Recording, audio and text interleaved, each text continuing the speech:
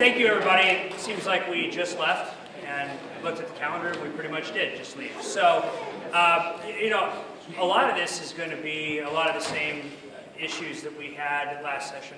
We touched on them in the speeches, obviously, jobs and the economic development and how we move through that, the education issues that are facing our state.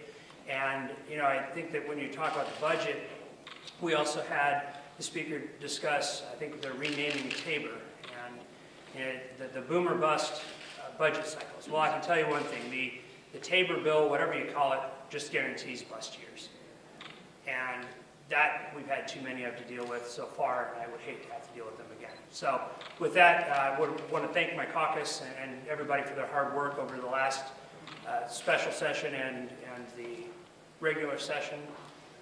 Fortunately, it was a not-so-special session, but we're committed to keeping the education priorities, the job creation priorities, the economic development priorities, and the budgetary priorities that we have steadfastly defended throughout the past and pushed as agenda items.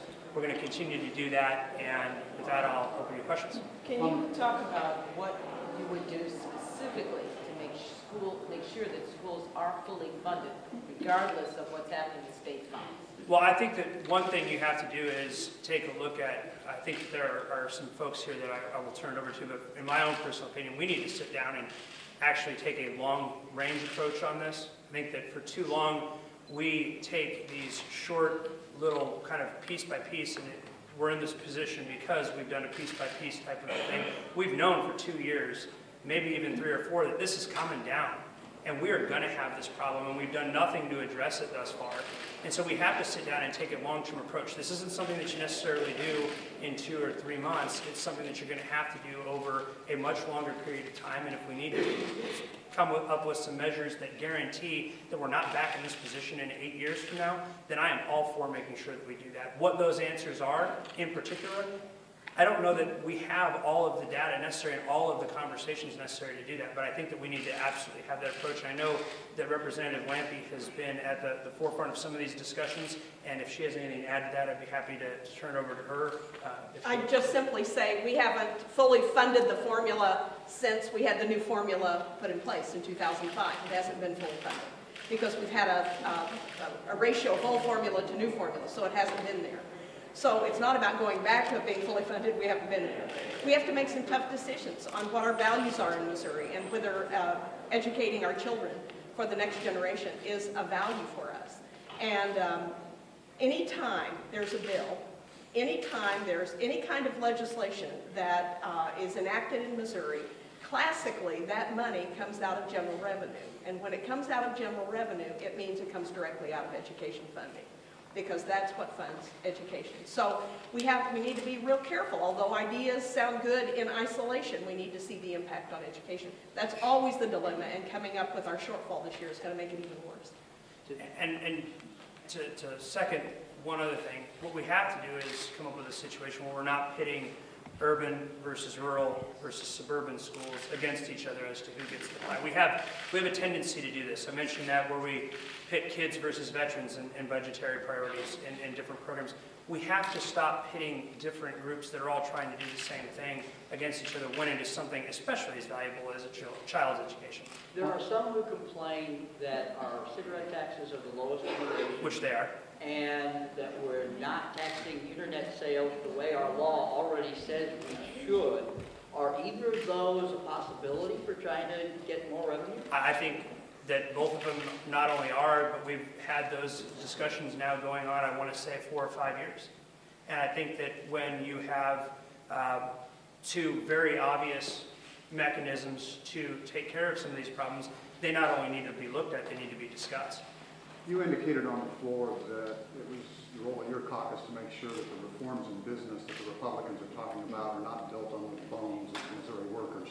Do you think that's what their agenda does? I think that not only does we've seen it last session. We had several of the bills not even make it through or got vetoed, and the veto was sustained because of the damage it did to workers. And when you have, and I said this, when you have workers that are having their wages driven down, that have underemployment type of opportunities, that's not real job creation.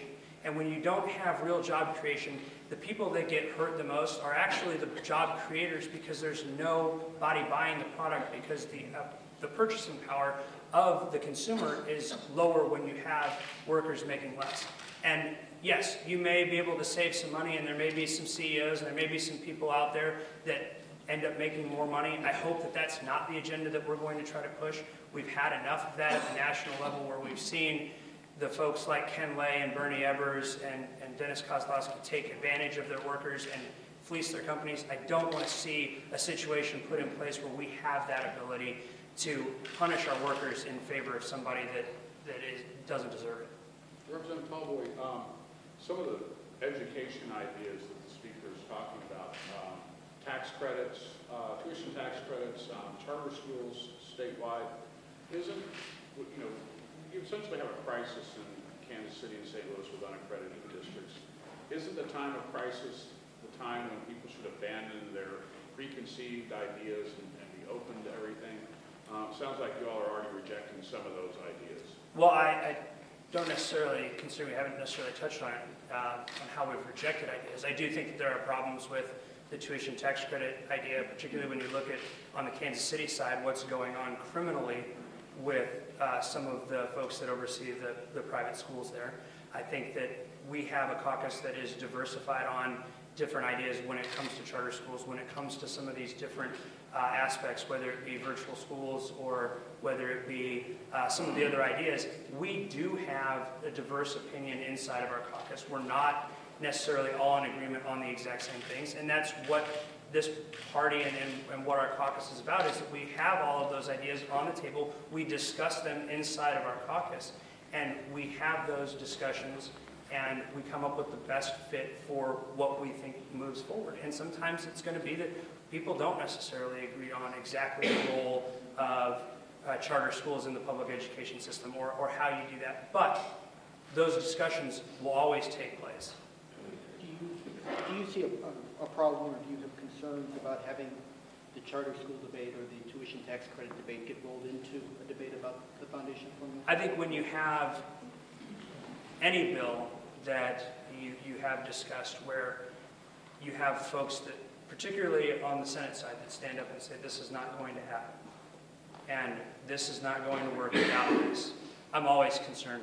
And I think that's part of the reason why you heard the floor leader, Representative Jones, and the Senate Pro Tem talk about why omnibus bills are not necessarily a great idea, because when you roll all those things together, it makes it very easy for people to find something that they really don't like in those. And I think that if we're going to deal with Kansas City, if we're going to deal with St. Louis, if we're going to deal with Foundation Formula, let's do those as their own bills, just like I would hope that we deal with data centers, angel investment programs, Aerotropolis, freight forwarders, any of those job creation things. I hope we deal with them on their own, because we've seen what happens when you roll them all together is people end up taking aim at one particular thing that they don't like, and the whole thing dies. But doesn't the situation in St. Louis and Kansas City require more than just, for example, letting adjoining school districts restrict the people who come in? Doesn't it require a more comprehensive approach, given that the economic factors of people moving out of the cities, if they don't want to have their schools there? I think it does absolutely create a situation where we need to take a much